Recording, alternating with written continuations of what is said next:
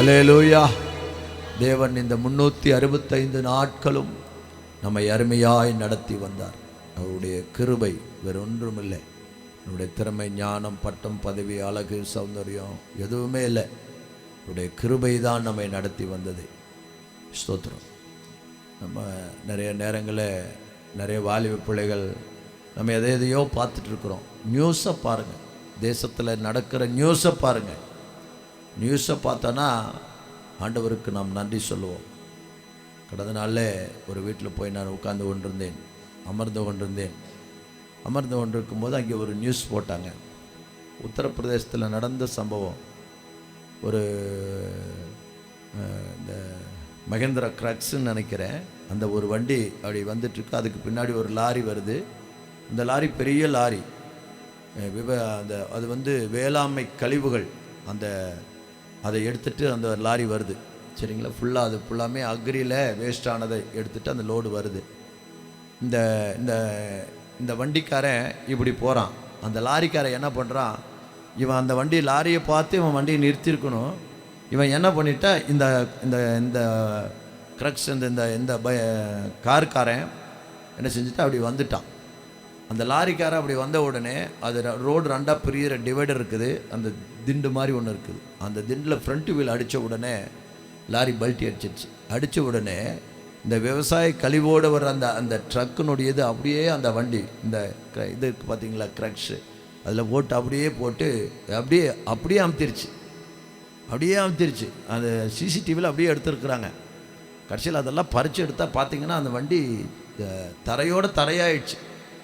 அப்போது அந்த டிரைவர் உண்மையாக வாய்ப்பே கிடையாது. அவன் உயிரோடு இருப்பாங்கிறதுக்கான வாய்ப்பே இல்லை. எலும்பெல்லாம் நொறுங்கி சட்னி ஆகியிருப்பான். அவ்வளோ வெயிட்டு போட்டு அதை அப்படியே அழுத்தி அது இதாகிடுச்சு. பாருங்கள், அது கண்ணை மூடி கண்ணு திறக்கிறதுக்குள்ளே அது நடக்குது. அது சிசிடிவியில் அப்படியே எடுத்து அது திரும்ப போட்டு இருக்கிறாங்க. நல்லா தான் ஓட்டிகிட்டு வரான். ஓரங்கட்டி நிறுத்தியிருந்தவன் திடீர்னு என்ன செய்கிற, ரோட்டிலேருந்து எடுத்து வர்றான். அப்போ இந்த ட்ரக்கு பின்னாடி வருது. இது என்ன செய்யுதுங்க, அப்செட் ஆகி இந்த வண்டி மேலே விழுகுது.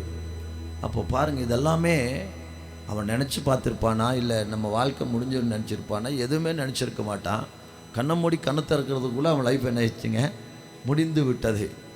அப்போது இன்றைக்கு இப்படியெல்லாம் எத்தனையோ சம்பவங்கள் நடக்கிறது. ஆனாலும் கர்த்தர் நல்லவர்.